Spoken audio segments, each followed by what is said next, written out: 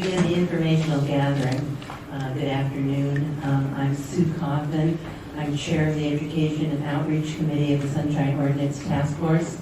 It's February 12, 2009, and to my right is member Allison Washburn. And sitting up at the table at the right is our counsel, Ernie Lorente, and to the left is our administrator, Chris Rustum. We don't have a quorum today, and this all happened in the last 45 minutes. And Officer Lieutenant Mahoney was so nice as to say that he would come today, and we were unable to reach him, so we decided we would have an informational meeting. We can't take any action. We will take notes, and we will provide the notes to both the task force and the next meeting of this committee. And again, thanks to Officer Mahoney. It's an honor to have you here. So we can't do the minutes as we don't have a quorum, so we'll do the minutes next time. And what else do we have? Actually, you can't even go through the agenda because you don't have a quorum to address the agenda. All you can do now is, since this is an informational, this is a gathering for information, you could call the speaker to speak, and you can ask questions, and then you could adjourn your meeting. Okay. And I will just to put on the record explain what we have done to prepare for this meeting, and we'll get to Lieutenant Mahoney, in 2 minutes. We have a draft mission statement, and in the notes is a draft, and also the original mission statement adopted by the Sunshine Task Force in the year 2000. We're going to discuss our work plan today, but since we don't have a quorum, we will defer that.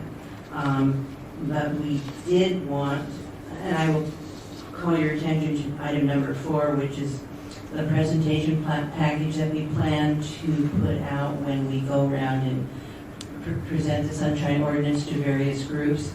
And there's a 20-page, beginning on page 11 of the packet. There's a PowerPoint presentation which we will use. It's easy to work from. I worked from it. And other than that, then we will just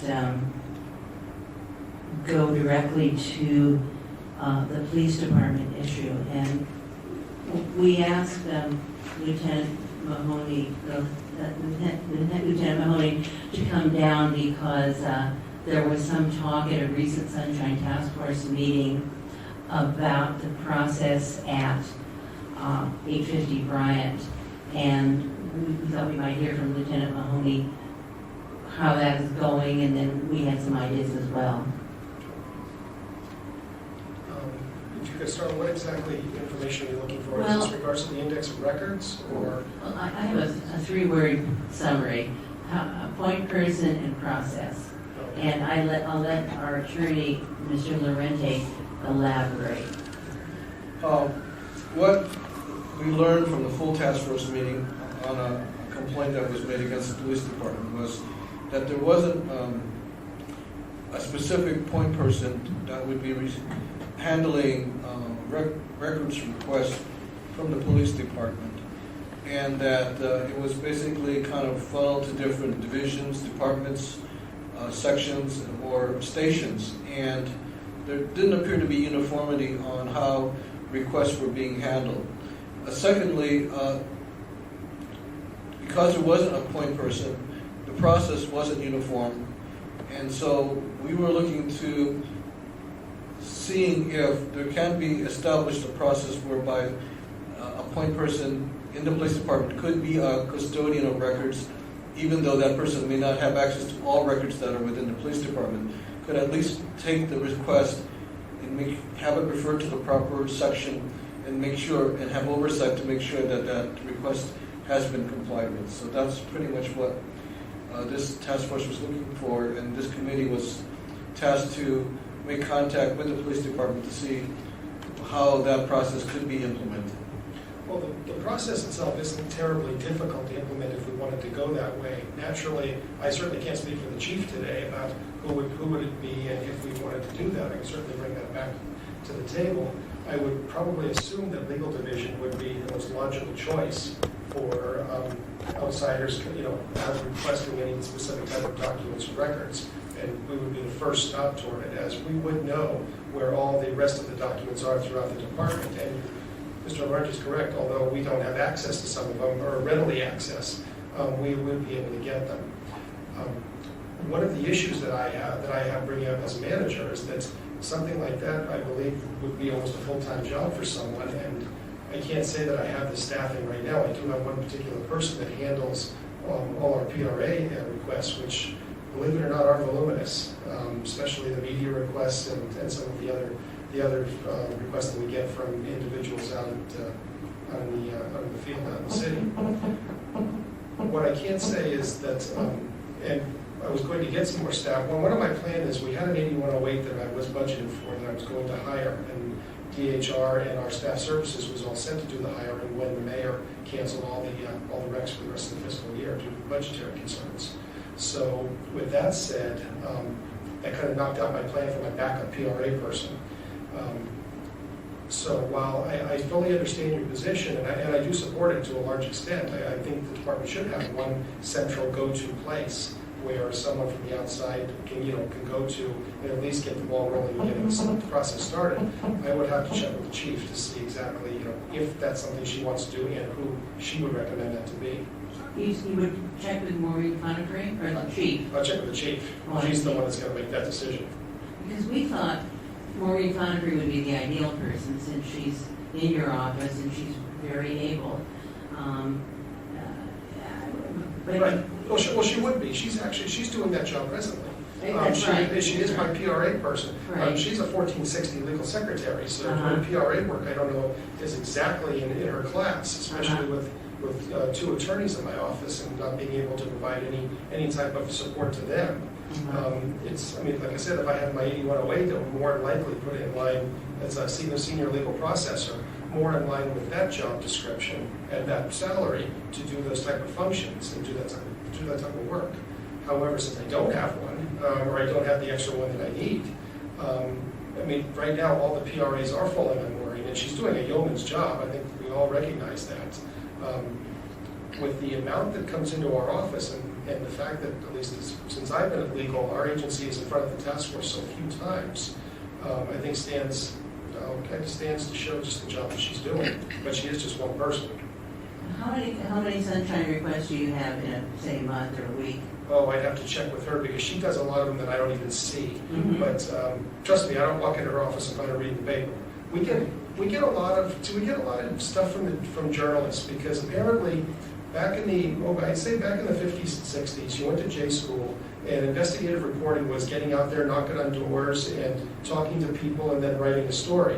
Well, I think they teach now in J school is you hit everybody with a PRA, you make them give you all the documents, and then you sit down and write your story based upon the documents that you've got. Because we just got one today from the Chronicle, from Susan Swart, for use of force stuff. She writes that annual use of force report, expose in the Chronicle, and we just got hit with another one today. And, she wants every record, labeled or documented use of force for the last 3 years. And that's not something that we can just pull up on a database in 10 minutes in an Excel sheet and send to her. We're not, we're 40 miles from Silicon Valley. We might as well be 100,000 miles.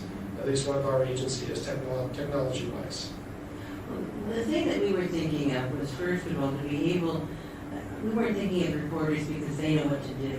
Mm-hmm. Lawyers know what to do and reporters know what to do, but we're thinking of the ordinary public. Sure. I know I have made sunshine requests, and I sort of know what to do, but it's always difficult. I found myself up on the top floor talking to Sergeant Tom, and then that woman with a hyphenated name. Yes. You know what I'm talking about? Yes. Yeah.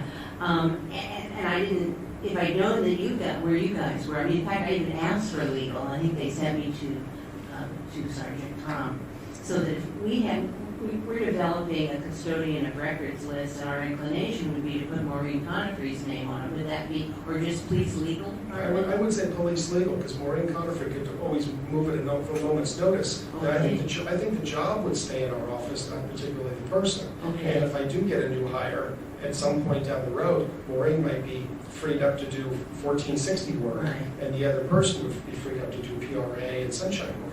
Well, if we put police legal, what phone number and email address would we use? Well, we don't have separate email for the office. Uh-huh. So it would just be the main general number of 553-1511.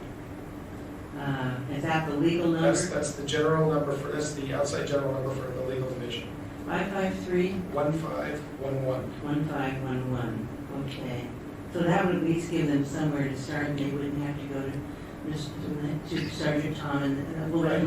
And Sergeant Tom isn't there anymore anyway. Oh, really? He's doing other Well, duties. the Luna was extremely nice, but Sergeant Tom sort of, I think, thought that it was an imposition. But I don't think he was totally cued on the process, so that, Well, if I can just give you a little bit of cultural background with our agency, I started legal back in the end of June.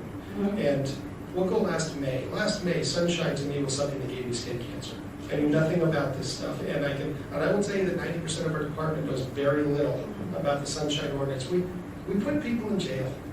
We arrest people, we do investigations, we put people in jail, and the issues that come with the sunshine ordinance and public records requests and all the myriad of laws that go along with it is something that only a very, very small segment of our department really knows and understands. I just went to a two-day PRA class 3 weeks ago, which is why I feel somewhat intelligent about being able to talk. In fact, when I was sitting, this was after I went to the last task force hearing that we had, and a lot of your rulings I didn't understand when I was sitting there. After going to the PRA class, I understood every one of them. So, but it's only because I went to a two-day class, and I'm in the midst of putting one together for a certain number of members of our department. Our captains are required to read the sunshine ordinance and sign off that they've read it this year, and that goes along with the Form 700 that goes to the Ethics Commission. So, I mean, they're going to be aware of it.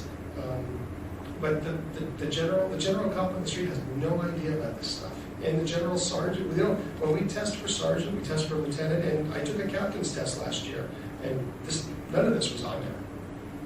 well, you know, we have a PowerPoint presentation that we're hoping to go out into the community and present to people, and we'd be happy to share it with you. In fact, we'd be happy to come down and talk to you and show you our presentation and see if maybe there's some group within the police department that we could even talk to. Sure. And just explain, very briefly, but we have these great graphics, they make it so simple. It's mostly pictures with some words, and it makes it really simple.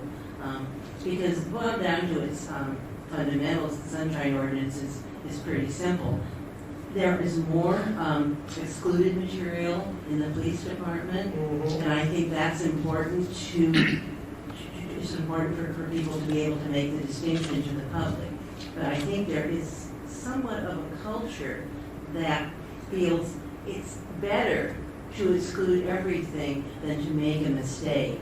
And it just seems to me there are certain things, people can get their own police reports, right? If there's an accident report or something, you can apply it and get it. Yes. And I think that what we're trying to do is tell the public what their rights are and where they end, and then work with the departments to make sure that they know where their responsibilities end, Right. as well as begin. It sounds like that's what you're doing too. That's what we're trying to do, yes. So, I mean, I know once I was, I guess I was in traffic court. It was a traffic issue, and I wanted to file a petition or something. So I said to somebody, gee, can I please make a sunshine request? And she looked at me really oddly, and I just had this feeling. I said, so I gave it to her, and I just had the idea that it was filed in the circuit file, and my back was turned. But what we're trying to do, and member Washburn has ideas too, is just try to get out to departments that have some problems and see if we can help them solve those problems. Right, and we particularly are interested in helping to train line staff.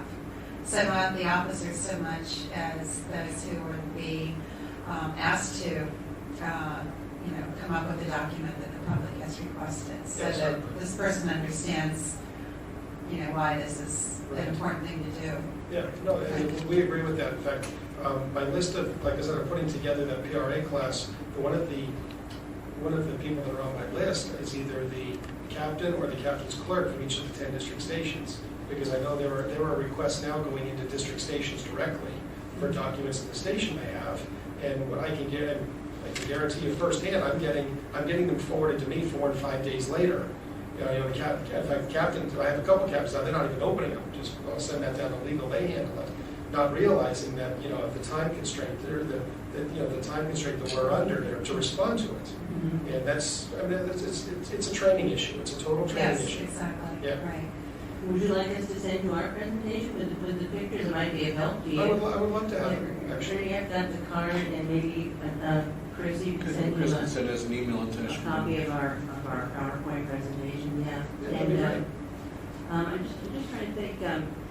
So, and your PRA presentation goes to who? The captains out in the. Well, I'm trying to set it up for our PIO, our media relation people. Right. The people in our records division, because they get a lot of requests directed to them. The people, a member of the captain or the captain's staff from each of the 10 district stations, Right. our police commission secretary, and I don't know if I mentioned PIO or public affairs, but definitely public affairs. Yeah. That's who's right now on our short list to take the training. Okay. The police division secretary is former board member of the League of Women Voters, Ms. Allison, and Ms. one for instance, the League of Women Voters, rep on the libraries, on the Sunshine Task Force. Would it be possible for us to come down and call and see you and maybe just talk to you a little more about this? Of course, anytime. Great, okay, well, we'll plan on doing that. Do you have anything more? No, it sounds like we're about to start on a very good relationship, and it'll make your lives easier, I'm sure. Yes, it will. Yes, I think it will, actually. Right, yeah. Well, right now, my challenge is getting this index of records up. It was actually, as I said, I started legal 6-7 months ago, so I'm starting to delve into our past records and realize that this was a project that was undertaken by the city attorney for us 4 years ago, and I don't know whether they got onto something else or had to put out the latest crisis or whatever, but it seemed to just drop off. So now I'm picking it up, and I'm finding that we have additional forms and additional records in those last 5 years that I've got to incorporate and add to it, and then get that approved through our commission, which is a timely thing, without change or with change or minimal changes, and then get that over to the city administrator for inclusion. So we're working on it. I'm getting there. It's just in this city government especially, it's bureaucracy, and it just doesn't get done overnight. As much as some of us want to. But do you have a form? Because the Board of Supervisors has a form that people can fill out when they want to make a public records request. So they have to be absolutely clear to you about what it is they want. Mm-hmm. And I know the library also has one. I mean, we could maybe provide that to you. It might be helpful. Yeah, no, that would be great. We could always maybe to get something like that and tailor it to our agency. Yeah, because right now, we're reliant totally on what the written request is from the requester. Yeah, I mean, I find that if people have to fill out a form, you're sure that they're filling out every single thing that you need to know. Right. And then they can't say, oh, no, I asked for that. And Right. Right here, you asked for this. So, Mm-hmm. yeah, we'll get that together in the presentation together and get you and able to come down and see you. I always like going down to 850 Bryant. You're definitely in the minority there. At least not in the police Fun to get your car out. Yeah, exactly. So, again, Ernie, do you have anything more to say? No, I think that's fine. I think that possibly after he gets his presentation together, we might be able to take a look at it. It might be something that could be shared or used in other settings. Your presentation might help us because we've got this PowerPoint that's like 3 or 4 years old, but we're trying to work up something that we can take out into the community or to many departments that want us to make a presentation so we can see when do you think you'll have your PRA presentation done? Well, I'm not doing it. I'm hiring someone outside to do it. It's one of the instructors from CPOA that puts on the statewide course. And see, the thing is, they do it for PRA, which is, as you know, is different than Sunshine. It's not as restrictive in some courts, especially the time element and some of the documentation. Right. So So there, what we're putting together is just the California laws only, and then that's why it'd be great to have yours, because then we can just segue right into, now that you realize what you're in California, now you're sitting in San Francisco, these are the further elements that we need to cover. Yeah, okay, well, I'm just making a note of that. Well, do you have more PRA requests than you do sunshine requests? No, I think we get more sunshine because the people that make them know that we have a 48-hour turnaround. With PRA, they know we get 10 days. I mean, the 40 just to respond, as you know, but no, anybody who's done it first time asks for a PRA under the California Public Records Act. Right. Anybody, and 99% of our requests are all people that have given us before, so they've got the immediate disclosure statement up front, and then they quote 67 section for sunshine. Yeah, because if they make an immediate disclosure, then you have a 24-hour turnaround. Right. But most people go for the 10 days, right? Well, no, most people go for the 24 hours. They do? Oh, yeah, but they ask for 28,000 records too. So then we're able to, give them, we respond within the time frame, and then we give them an idea of how long it's going to take. Well, see, my interpretation of that section of the Sunshine Ordinance is that the response comes in 24 hours. Right. And if it's a document that's, our attorney can correct me here, but if it's a document that, you can just pull out of the file, Right. That's easy in 24 We hours. don't have people that ask me for a document we can pull out of a file. They all ask for something, whatever happened, accidents at this intersection for the past 10 years. And then there's number, because a lot of people use it for discovery purposes, for, say, a claim That's they right. filed.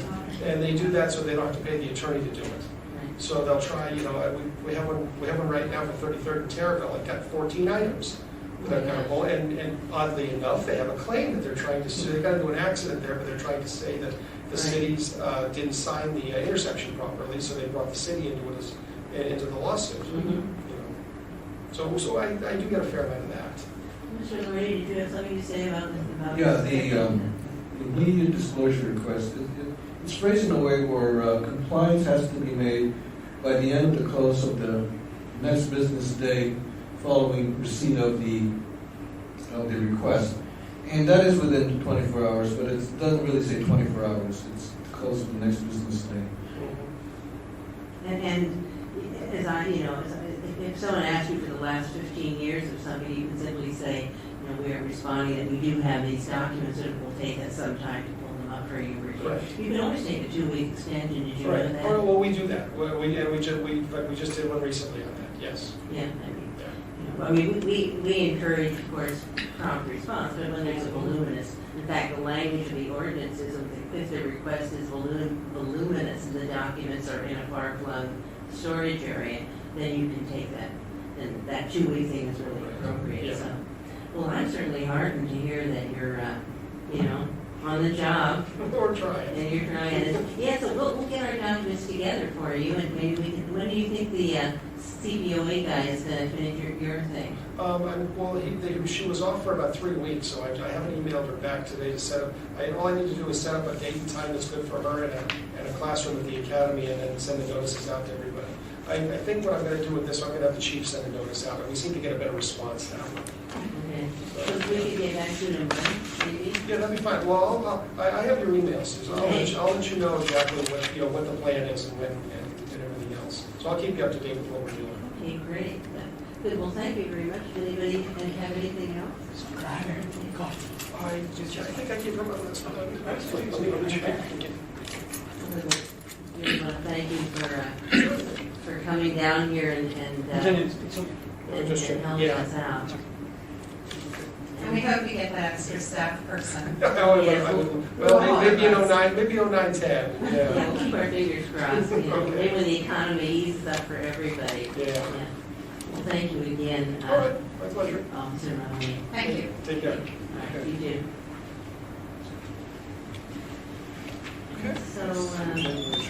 So we've got, we'll send him, yes, it was very fruitful. So we'll send him the PowerPoint and a copy of the Board of Supervisors request form. You're talking about the yellow sheet? The sheet that you file when you go into the clerk's office and you want a document, that yellow sheet. Yeah. And also, could you call Sue Blackman at 557-4233 and ask her if she could email you a copy of the library's form. They have a good form. And then if he has something, I mean, that would be helpful for him. Certainly. And I'd like to see his PRA. What's Sue's number? Sue's number is 557-4233. So then we can put police department legal with this number that he gave us. We can put Could I have it? Right. He has said 553-1511, but he has his own number there as well. And so, yeah, okay, I said we probably get out of here around 5:30. So I just wanted It's to... 4:30. 4:30, right. Just wanted to say one more, we are making a custodian's records list. Next time we'll talk about, I wondered if we had talked to the league about doing a presentation. I did it, so we had a planning meeting. Yeah. And so the league is aware of it. We'll have a board meeting next week. But this is definitely something that fits our mission. Okay, because I talked to the Coalition for SF Neighborhoods and now that they tentatively want us for April, which is good because we don't have our presentation ready and we haven't really discussed this with the other members. And I was thinking of doing, I mean, there are a lot of groups like North Beach Neighbors. I think they would be interested in hearing a little bit more about how to get documents and stuff like that. So, I would caution you about sending any plans or arrangements. Now, this is not a formal meeting. So what?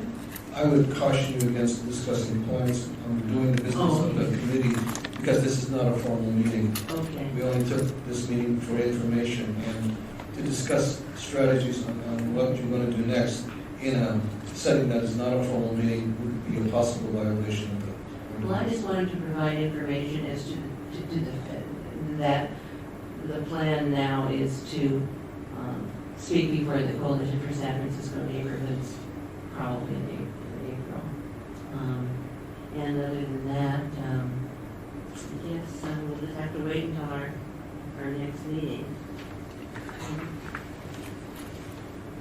Do you have anything? No, I don't. Good, yes, okay. Ernie, anything? Yeah, I thought it went well. We'll just follow up with Emily and things worked out okay. Hope everybody, all the members get well. And thank you for coming. I know it really, I mean, I had it too. Yeah, I was sick for the last full festival. So. No, I didn't come. I had something that started right before Christmas, and just I would feel a little bit better. We haven't had flu symptoms back then. I was just feeling better. I don't think you need to write I was trying to a do jurisdiction something, letter for the police I commission had no energy. Now that I'm feeling better. Okay, why? because according to the lieutenant, says they're going to present it to the together. commission for approval. So that's what I thought. But however, he says OCC will be a separate thing. Well, yeah, that's But the complainant hasn't talked about OCC. The complainant has only talked about the commission. right. The library CAC too has Very good. team members. And today, 2 of our 5 are out. So, anyway,